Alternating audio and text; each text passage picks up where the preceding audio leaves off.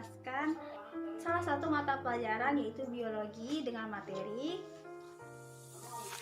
sistem ekskresi manusia yaitu ginjal. Kelihatan? Oke. Sebelumnya, apakah teman-teman semua tahu apa itu sistem ekskresi? Nah, sistem ekskresi ini yaitu sistem pembuangan zat-zat sisa pada makhluk hidup seperti karbon dioksida, urea, racun, dan lainnya. Nah, sistem ekskresi ini terdiri dari yang pertama yaitu ginjal, yang kedua yaitu paru-paru, yang ketiga ada kulit, dan yang terakhir yaitu hati. Jadi ekskresi itu merupakan proses pengeluaran zat sisa metabolisme dari dalam tubuh. Di sini saya lebih berfokus pada salah satu organ manusia yaitu ginjal.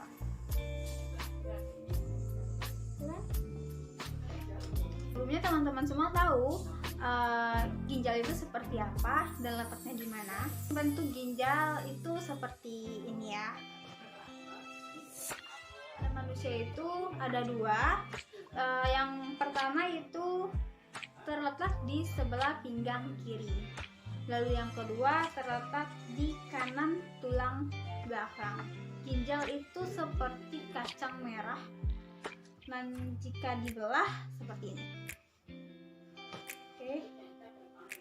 Struktur ginjal terbagi menjadi tiga.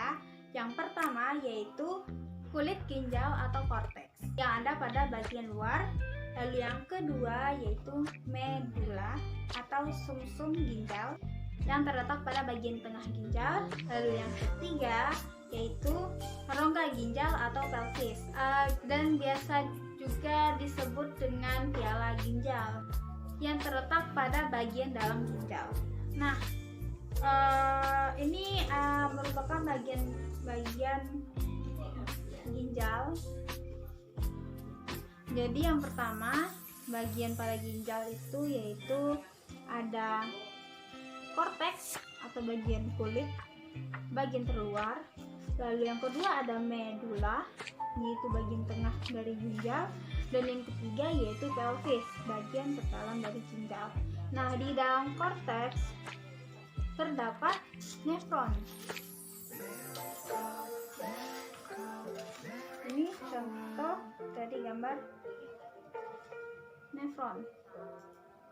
Nah, setiap nefron itu terdapat badan Malpighi dan saluran yang bergulung yang biasa disebut dengan tubulus atau tubula.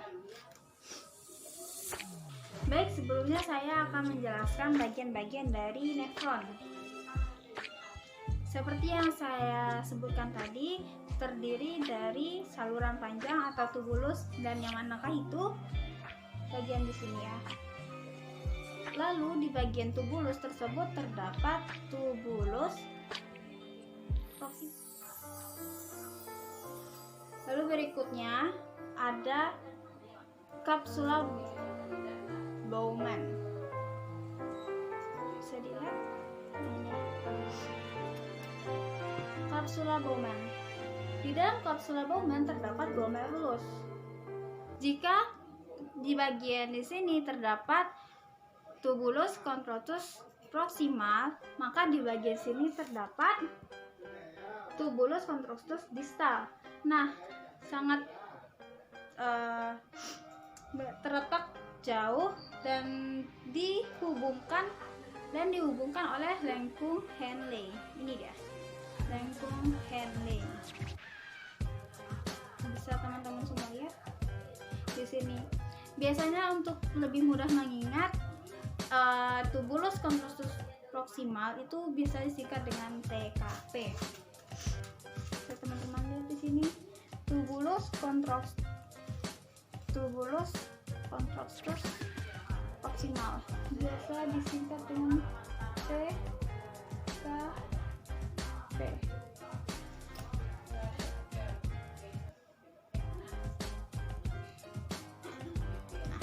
Lalu tubulus contractus distal. Tubulus contractus distal biasa disingkat dengan TKD.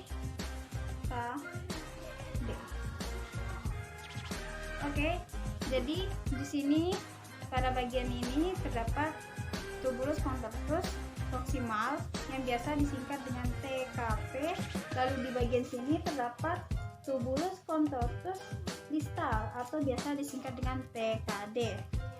Nah, TKP dan TKD itu dihubungkan oleh lengkung Henle.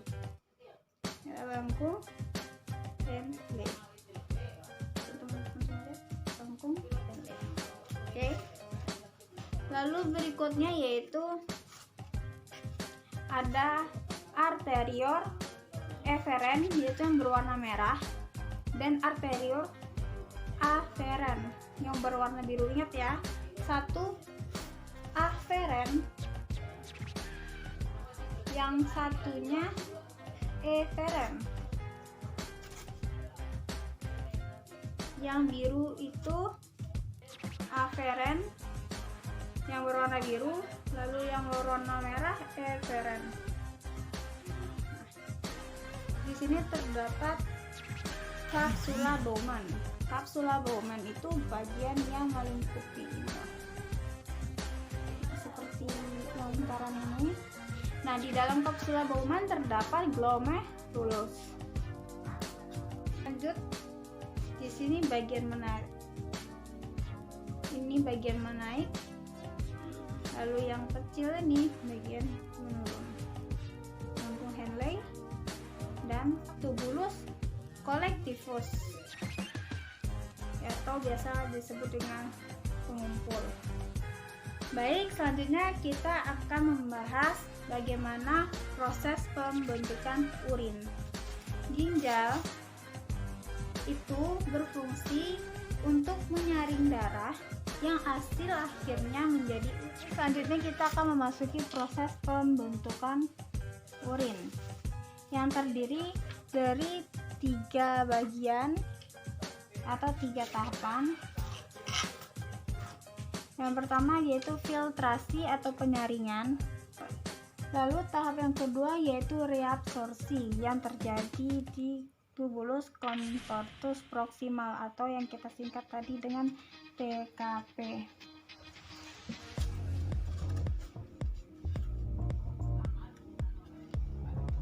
TKP itu terjadi reabsorpsi. Jadi dari urin primer hasil dari filtrasi itu ya masuk ke sini, lalu masuk ke tahap reabsorpsi yang terjadi di tubulus contractus proximal atau TKP dan juga lengkung Henle. Oke, ya. Dari sini set itu, nah itu masuk ke tubulus contractus proximal dan turun di sini bagian menurun, lalu tiba di lengkung Henle. Jadi pada proses reabsorpsi ini berapa banyaknya zat-zat yang akan diolah di sini itu tergantung pada kebutuhan tubuh pada saat itu. Nah, pada tahap reabsorpsi itu terdapat gula yang mengandung gula, asam amino, dan garam. Nah, seperti yang teman-teman lihat, jadi setelah dari filtrasi itu kita lanjut ke tahap reabsorpsi yang terjadi di TKP dan lengkung Henle. Nah, itu mengandung glukosa, asam amino, dan garam. Nah, nanti di saat tiba di lengkung Henle itu volume dari reabsorpsi akan berkurang. Jadi pada tahap reabsorpsi itu menghasilkan urin sekunder. Nah, atau filtrat tubulus. Nah, jadi pada urin sekunder itu akan menghasilkan air, garam, urea, dan pigmen empedu. Nah, yang akan menghasilkan warna pada urin. Jadi setelah terjadinya reabsorpsi di tubulus contortus proximal atau TKP yang akan menghasilkan urin sekunder, ya dari sini lanjut ke lengkung Henle. Nanti setelah tiba di tubulus contortus distal atau TKD, itu terjadi lagi proses penyerapan yang masih dibutuhkan oleh tubuh, dan disinilah terbentuk urin. Nah pada tubulus contortus distal atau TKD itu terjadi proses penyerapan sekali lagi, yaitu sekresi atau augmentasi. Jadi pada tubulus contortus distal terjadi proses lagi, yaitu sekresi atau juga biasa disebut dengan augmentasi, yaitu tahap pengeluaran yang dimana itu menghasilkan urin. Nah dari sini TKD itu turun, akan tiba di tubulus collectivus atau pengumpul. Nah jadi urin sekunder yang dari lengkung Henle akan tiba di tubulus contortus distal atau TKD. Nah, di sini terjadi lagi tahap, yaitu sekresi, yaitu tahap ketiga, sekresi atau biasa disebut dengan augmentasi. Pada tahap ini telah terjadi atau menghasilkan urin sesungguhnya, lalu turun menuju tubulus collectivus. Yang ini zat-zat sisa yang tidak akan diperlukan oleh tubuh lagi. Nah, jadi urin sekunder akan turun ke tubulus collectivus. Dari tubulus collectivus akan dibawa ke pelvis. Nah, jadi di sini yang kita bahas tadi kan di dalam korteks itu terdapat nefron. Ini dia nefron. Setelah tiga tahap proses itu, dari tubulus collectivus pengumpulan atau proses pengumpulan akan dibawa ke pelvis, lanjut ke ureter dan tiba di kantung kemih. Nah, jadi itulah proses bagaimana terciptanya urin pada tubuh. Baik, kita akan ulangi, yaitu yang pertama proses filtrasi yang terjadi di glomerulus. Glomerulus juga terdapat di kapsula Bowman. Jadi hasil dari filtrasi ini yang terjadi di glomerulus dan kapsula Bowman itu akan menghasilkan filtrat glomerulus atau urin primer yang mengandung air, protein, urea, ion organik, glukosa, dan asam amino.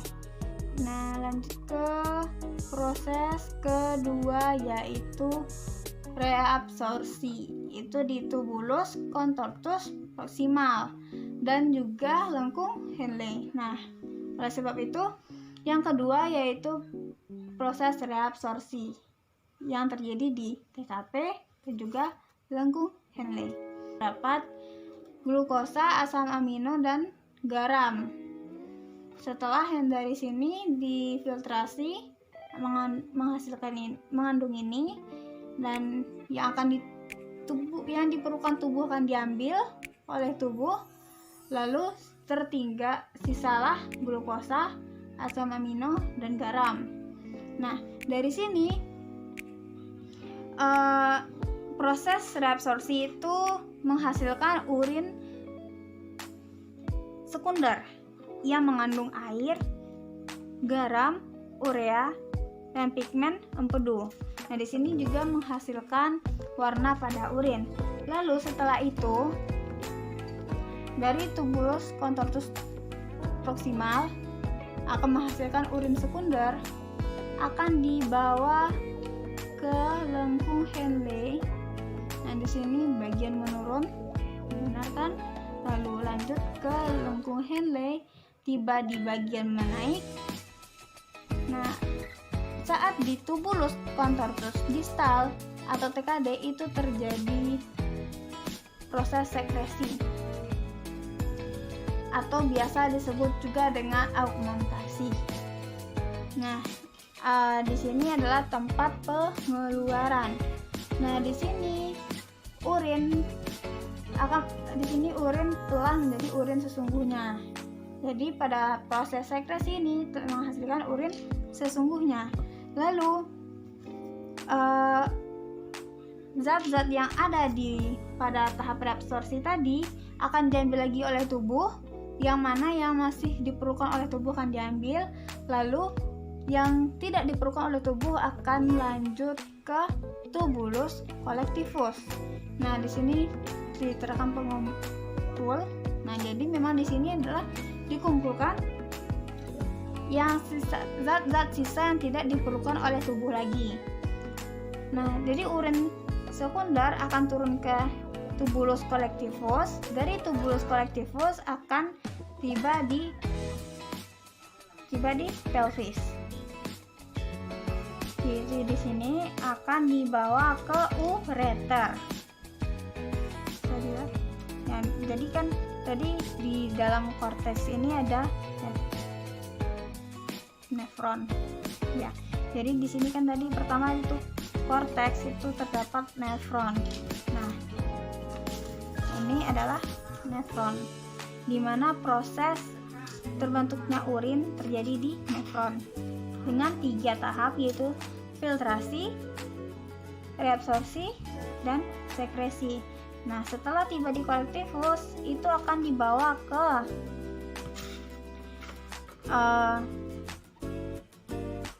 pelvis renalis, akan dibawa lagi ke ureter. Setelah ureter akan dibawa ke kantung kemih. Nah, jika kantung kemih penuh, maka itulah saat dimana kita membutuhkan kamar mandi, begitu.